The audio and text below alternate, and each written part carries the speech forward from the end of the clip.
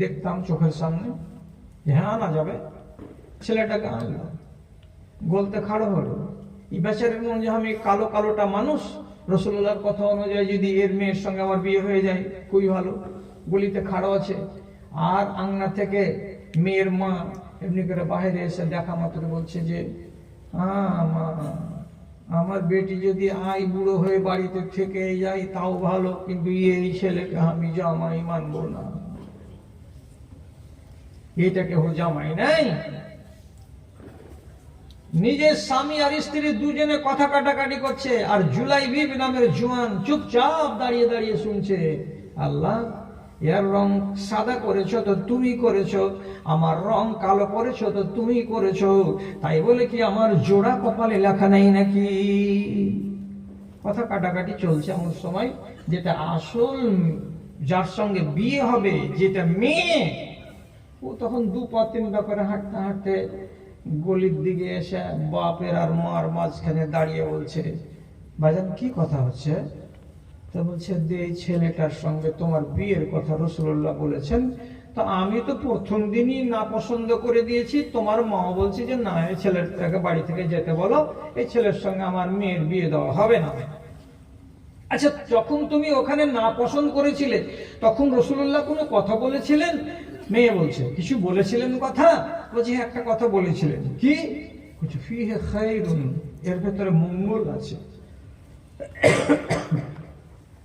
এবার কথাটা যেমনি মেয়ে শুনতে পেল, সাথে সাথে মাকে আর বাপকে একটু জোর আওয়াজ দিয়ে বলছে, খবরদার খবরদার, আল্লাহ পাকের রাসূল যেটা ফয়সালা করে দিয়েছেন সেই ফয়সালাটাকে শিরোধার্য মেনে নাও, এতেই তোমাদের কল্যাণ আছে।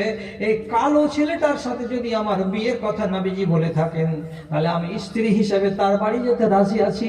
তোমরা নারাজ হলে কিছু হবে না, তোমরা নারাজ হবে হও, কিন্তু আমি আল্লাহ পাকের রাসূলের কথায় বিশ্বাসী।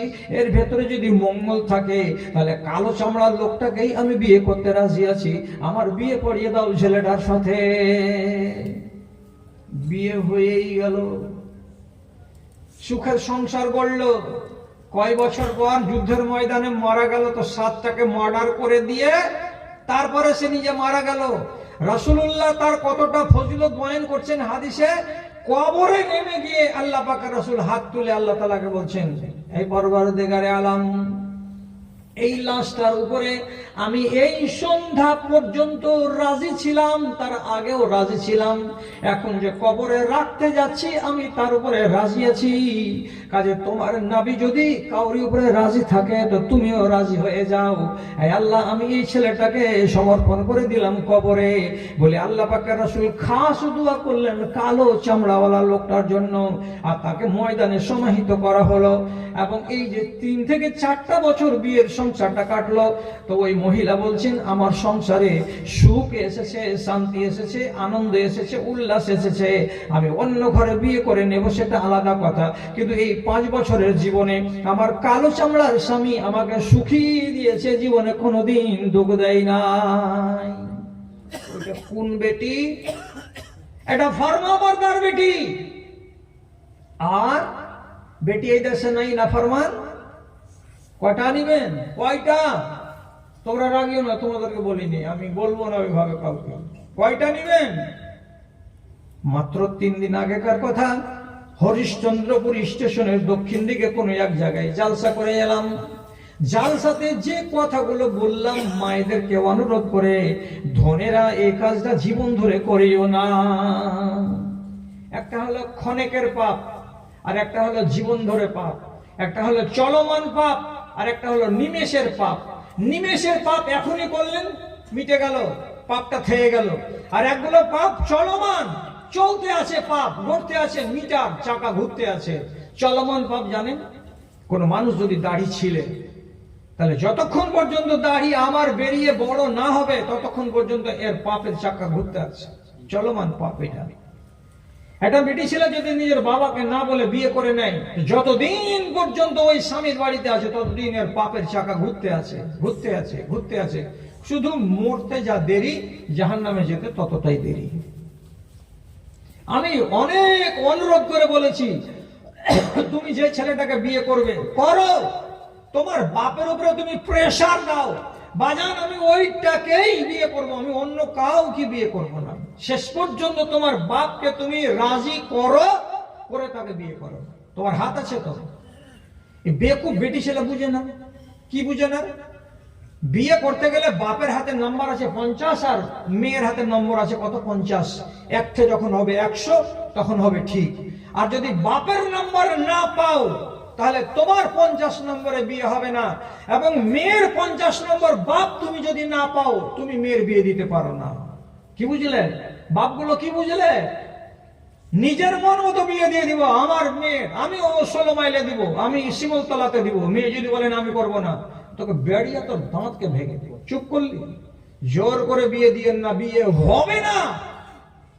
বাপ আর বেটি এক জায়গাতে এক মত হতে হবে, 100-কে 100, তাহলে বিয়ে হবে। আপনি জোর করে বিয়ে দিয়ে দিলেন, এই মেয়েটা 3 দিন পরে তো পালিয়ে যাবে। কার সাথে? যাকে ভালোবাসে তার সাথে। ঘটনা কি একটা ঘটছে এরকম? বিয়ের 3 দিন পরে, 4 দিন পরে, 5 দিন পরে শ্বশুর বাড়ি যায় না, নিজের ভালোবাসার সঙ্গে পালিয়ে গেল। শেষে ছাড়ানো হলো। ছাড়ানো হওয়ার পরে মুখ পুড়লো কার? আপনার পরিবারের। মেয়েটার ইজ্জত গেল। তারপরে আবার ওই যার সাথে ভালোবাসা আছে তার বাড়ি চলেই গেল। এটা হতে দিন না।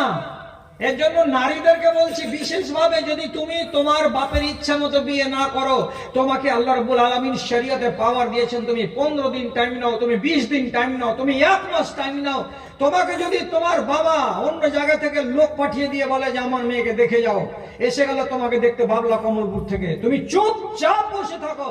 দরকার পড়লে তাদেরকে ভদ্র ভাষাতে বলো আমি আপনাদের বাড়িতে বিয়ে করতে রাজি নই, আমার বাপ জোর করে বিয়ে দিচ্ছে। বাপকে বলে দেন আমি তোমার কথা শুনবো না, আমি বিয়ে করব না। ওই জায়গায় আমি যাকে ভালোবেসেছি ওই ছেলেটাকে বিয়ে করব। এক কথায় বাপের রেজামন্দি আদায় করে নিয়ে বিয়ে করো, তোমার বিয়েটা হালাল। এবার তোমার বাপ কি করবে? পরবর্তী সময়ে প্রতিশোধ নিতে পারে। বেটি তুই আমার কথা শুনিস নি তো, তোর কথা জীবনে আমি শুনবো না। এটা পরের স্টেপ।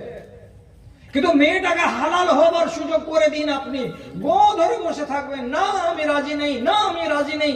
আর মেয়ে বিয়ে করেই নিল।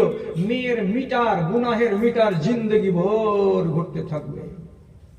কিন্তু পাকা জাহান্নামী মেয়ে হয়ে যাবে। তাহলে এই নারীটা কত ফরমাবরদার। বাপ মা বলছে আলাদা, আর মেয়ে বলছে আমি রাসূলুল্লাহর ফয়সালাকে মানি। তাহলে এমন বেটি দুনিয়াতে পয়দা হয়ে আছে। আমি গ্রামের নাম বলবো না, মিডিয়ার যুগ চলে যাবে ওই গ্রামে খবর, তখন আমাকে অপমান করবে। সত্যি কথা বলছি, বিয়ে শাদী হয়ে যাওয়ার পর কোন এক মহিলা শ্বশুর বাড়িতে গেল, শ্বশুর বাড়ি যাওয়ার পরে 1-2 দিন যখন যাওয়া হয়ে গেছে, তখন নিজের স্বামীকে রাতের বেলায় বিছানায় শুয়ে শুয়ে বলছে আমি প্রথম নতুন ছিলাম বলে প্রতিবাদ করিনি, এখন আমার জ্বর নামতে শুরু করেছে তোমাদের জমিতে, আমার মন মেজাজ আলাদা হয়ে গেছে। তুমি একটা যুবক ছেলে, 22 বছরের, তোমার চেহারাতে চাচার